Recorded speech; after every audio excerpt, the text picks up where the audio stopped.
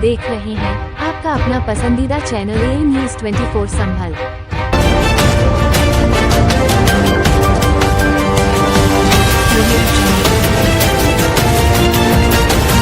सरकार यूपी विधानसभा में नेता प्रतिपक्ष माता प्रसाद पांडे के नेतृत्व में सोमवार को सपा का 11 सदस्यीय डेलीगेशन संभल के पीडब्ल्यूडी गेस्ट हाउस में दोपहर 2 बजे पहुंचा। इस अवसर पर माता प्रसाद पांडे ने कहा कि सपा का डेलीगेशन पिछली बार नहीं आ पाया था। संभल हिंसा में जान गंवाने वालों के परिजनों को सपा प्रतिनिधिमंडल ने सौंपे 5 लाख का चेक। जियाउर रहमान बग भी पहुंचे। समाजवादी पार्टी के प्रतिनिधिमंडल ने संभल में हिंसा में मारे गए लोगों के परिवारों से मुलाकात की, साथ ही उनके परिजनों को 5 लाख रुपए की सहायता राशि दी। इस मौके पर सपा नेताओं ने घटना की निष्पक्ष जांच और दोषियों पर कड़ी कार्रवाई का वादा किया। समाजवादी पार्टी का प्रतिनिधिमंडल सोमवार को उत्तर प्रदेश विधानसभा में नेता प्रतिपक्ष माता प्रसाद पांडे और विधान परिषद में सपा दल के नेता प्रतिपक्ष लाल बहादुर यादव की अगुवाई में संभल पहुंचा, जहां 24 नवंबर को हुई संभल हिंसा में मरने वालों के परिजनों से मुलाकात की, हिंसा के बारे में जाना। पार्टी ने आर्थिक सहायता के तौर पर 5 लाख रुपए का चेक सौंपा। पांडे और यादव ने घटना की निष्पक्ष जांच और दोषियों पर कड़ी कार्रवाई का भरोसा दिलाया। संभल सांसद जियाउर रहमान बर्क ने कहा कि उनके खिलाफ गलत तरीके से रिपोर्ट दर्ज की गई। सांसद ने कहा कि वह संविधान पर यकीन करते हैं, उन्हें न्यायालय पर पूरा भरोसा है। यदि पुलिस प्रशासन से इंसाफ नहीं मिलेगा तो न्यायालय से जरूर मिलेगा। हमने इसकी लड़ाई संसद और विधानसभा में मजबूती से लड़ी है, जिसका खामियाजा उन्हें, उनके पिता और सदर विधायक इकबाल महमूद के बेटे को भुगतना पड़ रहा है। पुलिस प्रशासन ने अपनी नाकामी और करतूत छिपाने की कोशिश के चलते ये काम किया। हमारे लोगों को इंसाफ मिलना चाहिए, वो भी इस देश के नागरिक है। सभी मृतकों के परिजनों से सपा के प्रतिनिधिमंडल ने मुलाकात की है। प्रतिनिधिमंडल में 5 सांसद, 3 विधायक और सपा के जिलाध्यक्ष असगर अली अंसारी भी शामिल रहे। प्रतिनिधिमंडल में संभल सांसद जियाउर रहमान बर्क, मुरादाबाद की सांसद रुचि वीरा, कैराना सांसद इकरा हसन, मुजफ्फरनगर सांसद हरेंद्र मलिक, आंवला सांसद नीरज मौर्य, संभल विधायक इकबाल महमूद, असमोली विधायक पिंकी यादव और कांठ विधायक कमाल अख्तर मौजूद रहे।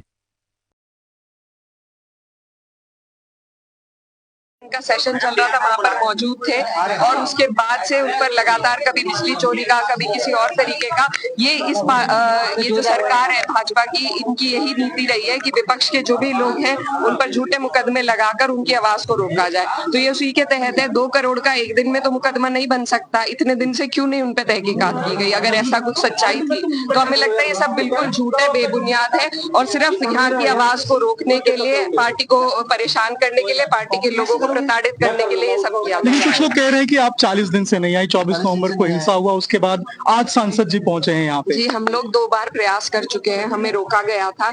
आज भी हम बड़ी मुश्किल से गाड़ियां बदल कर यहाँ पर पहुंचे हैं।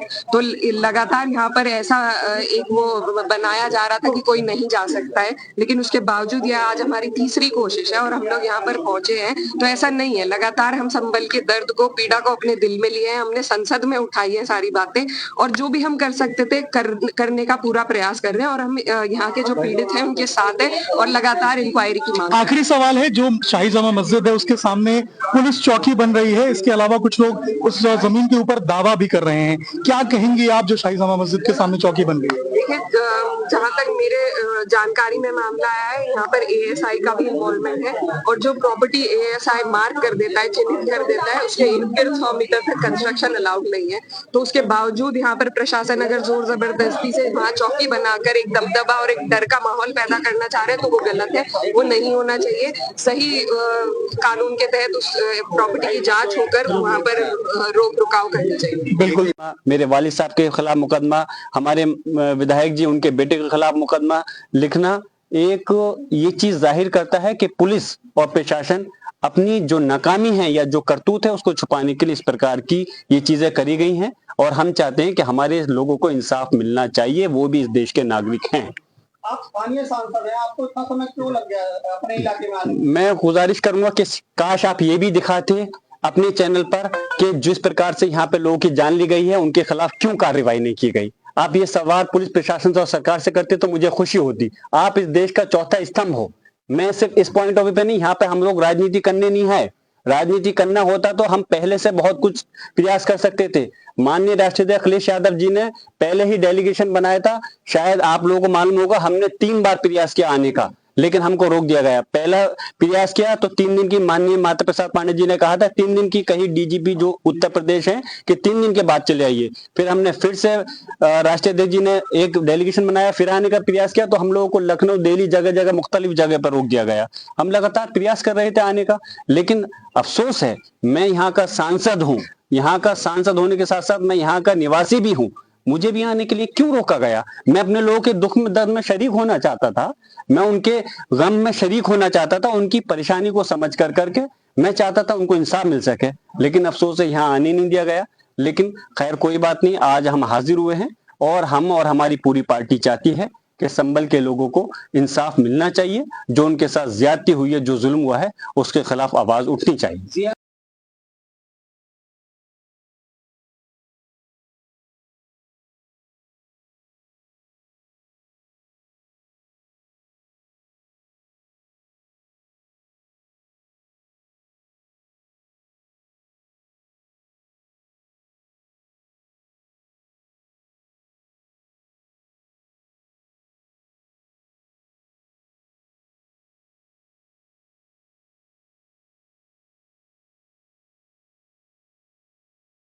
आपकी फोटो आएगी, करण जी की भी आएगी। थोड़ा पीछे हो जाओ ना आप, तो भाई बहुत पीछे हो जाओ, पीछे हो जाओ, करण जी को तो दिखने दो।